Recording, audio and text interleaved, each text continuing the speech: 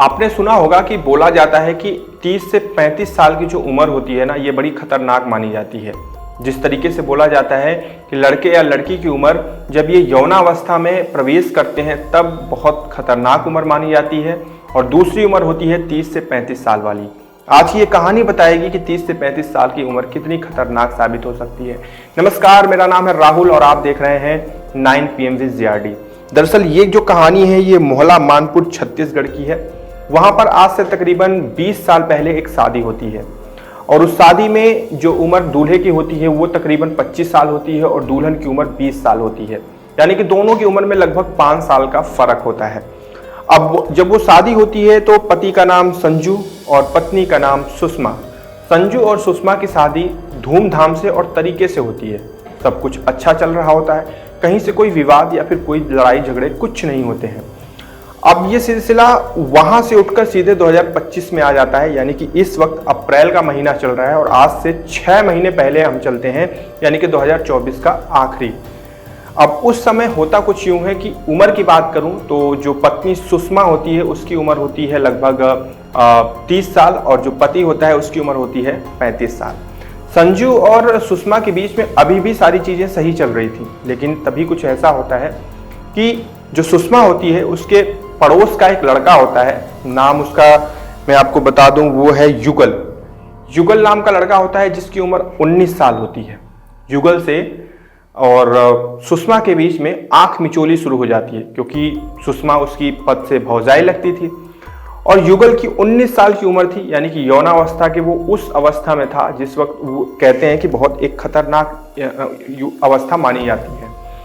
अब यहाँ पर देवर और भौजाई के बीच में ना अट्रैक्शन शुरू हो जाता है। इनके बीच में कोई ऐसा रिश्ता था नहीं कि ये देवर भाभी लगे, लेकिन कहते हैं ना कि अगर दूर का भी अगर कोई छोटा है तो वो एक तरीके से देवर ही लगेगा, तो ऐसा ही था वहाँ पे।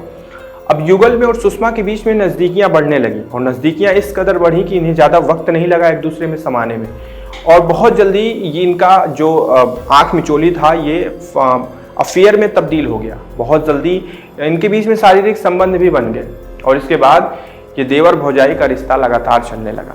कहीं से भी जो सुषमा थी वो युगल को अपना देवर नहीं मानती थी, बल्कि अपना बॉयफ्रेंड मानती थी। आज के आधुनिक युग में जब वो सुषमा चीज़ों को देखती है तो उसे भी लगता है कि अरे मेरे जीवन में तो कभी कोई बॉयफ्रेंड रहा है नहीं, लेकिन अब तो है ना। उसे इस चीज़ का बड़ा खुमार था, इस चीज़ का बड़ा गुरूर था कि उसके पास पति भी है और उसके पास बॉयफ्रेंड भी है। पति तो हर पत्नी के पास होता है, लेकिन बॉयफ्रेंड होना बहुत बड़ी बात है और इस चीज़ को लेकर वो बड़ी खुश रहती थी। लेकिन कहते हैं कि ऐसी चीज़ें बहुत दिन तक छिपती नहीं और धीरे धीरे करके सिलसिला आगे बढ़ता है, और एक दिन ऐसा आता है कि संजू को ये चीज़ पता चल जाती है कि उसकी पत्नी का अफेयर एक युगल नाम के 19 साल के लड़के से चल रहा है। अब इस चीज़ की पुष्टि के लिए थोड़ा सा क्रियाएं प्रतिक्रियाएं करता है संजू, और एक दिन वो उन दोनों को रंगे हाथ भी पकड़ लेता है, जिसके बाद बहुत बड़ा बवाल होता है।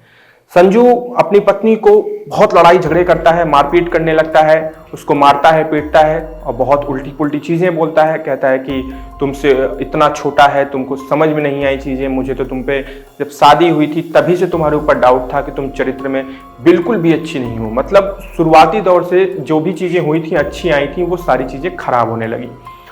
अब सुषमा और संजू के बीच में चीज़ें खराब हुई, लेकिन इसके बावजूद भी परिवार काफ़ी आगे बढ़ चुका था, तो ये डाइवोर्स, तलाक वगैरह ये सब चीज़ों के बारे में नहीं सोच सकते थे। अब सुषमा को जब वक्त मिलता है तो वो अपने प्रेमी युगल से इस चीज़ को बताती है कि वो अपने पति से बहुत प्रताड़ित हो रही है, उसे बहुत तकलीफ पहुंचा रहा है उसका पति, उसको हमेशा तुम्हारा नाम लेकर उसको ताने मार रहा है। मतलब अब उसका जीना दुर्लभ हो चुका है। तो उसका 19 साल का बॉयफ्रेंड कहता है कि तो फिर बताओ क्या करना चाहिए। तो वो औरत कहती है कि देखो ऐसा है कि मैं ये प्रताड़ना हर वक्त नहीं झेल सकती, तो या तो इस आदमी को मेरे जीवन से दूर कर दो ताकि मेरे और तुम्हारे बीच में कोई ना आए। वो पत्नी अपने पति को रास्ते से हटाने की बात कर रही थी।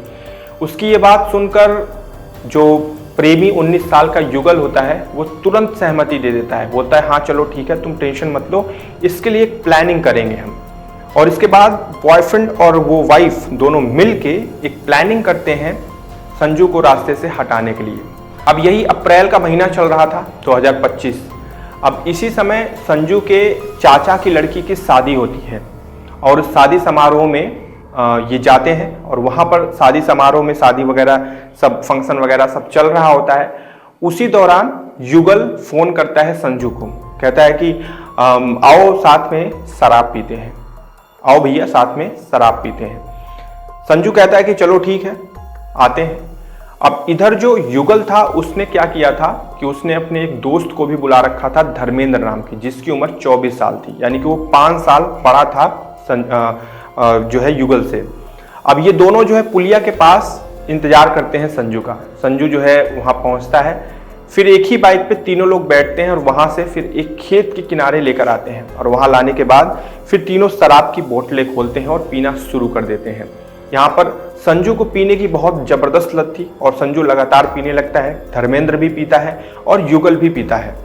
अब पीने पीते पीते इतना नशा चढ़ जाता है, इतने नशे में धुत हो जाते हैं कि फिर इसके बाद जो संजू होता है उसके मन का गुस्सा फूटने लगता है। वो वहीं पर बोल पड़ता है कि तुम मेरी पत्नी से मिलने आए हो ना, मुझे पता है, देखो मुझे तुम्हारे उसके अफेयर के बारे में पता है, बेहतर ये होगा कि तुम उससे दूर हो जाओ, वो मेरी वाइफ है वगैरह वगैरह। और नशे की हालत में संजू वहाँ पर लड़ाई करने लगता है युगल से।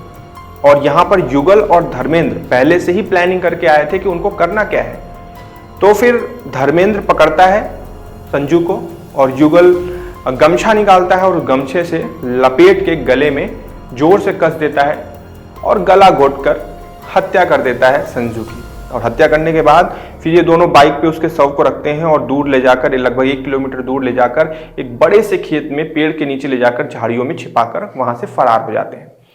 अगली सुबह होती है तो खेत का जो मालिक होता है किसान, वो जाता है, उसे शव मिलता है, उसे डाउट होता है, वो तुरंत प्रशासन को बुलाता है, पुलिस आती है, इसके बाद उसको बाहर निकालती है।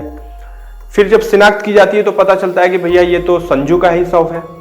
फिर पुलिस जांच पड़ताल में जुट जाती है और जब आसपास पड़ोस के लोगों से पूछताछ करती है तो वहीं पर से कोई ये चीज बता देता है कि दरअसल जो संजू की पत्नी सुषमा है उसका एक लड़के के साथ अफेयर चल रहा है, युगल नाम के लड़के के साथ। अब इसी शक के आधार पर पुलिस युगल को उठा लेती है।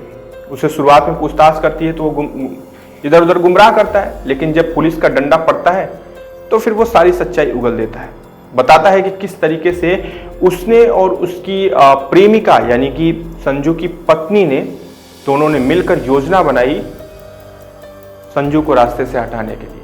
अब जरा सोच कर देखिए कि ये 30 साल की जो उम्र जो मैंने बात की शुरुआत में, अब तक सब कुछ सही चल रहा था, अब तक सुषमा के जीवन में कोई नहीं था, लेकिन जैसे ही उसकी उम्र 30 में पहुंचती है उसे पता नहीं ऐसा कौन सा खुमार उसके अंदर आने लगता है, ऐसा कौन सा बुखार चढ़ जाता है कि उसे अब एक बॉयफ्रेंड चाहिए होता है। और बॉयफ्रेंड के रूप में वो 19 साल की युगल को चुनती है। और इसके बाद उसका पति उसे इतना चुभने लगता है कि फिर वो अपने पति को ही रास्ते से हटाने के लिए योजना बना देती है और आखिरकार उस घटना को अंजाम भी दे देती। मुझे लगा कि ये कहानी, ये घटना मैं आपके साथ साझा करूं और आपके पॉइंट ऑफ व्यू इस घटना के बारे में मैं जानूं। तो कमेंट सेक्शन खुला है, बताइएगा। कल हम फिर से मिलेंगे एक नई घटना, एक नई कहानी के साथ। ध्यान रखिएगा अपना। जय हिंद।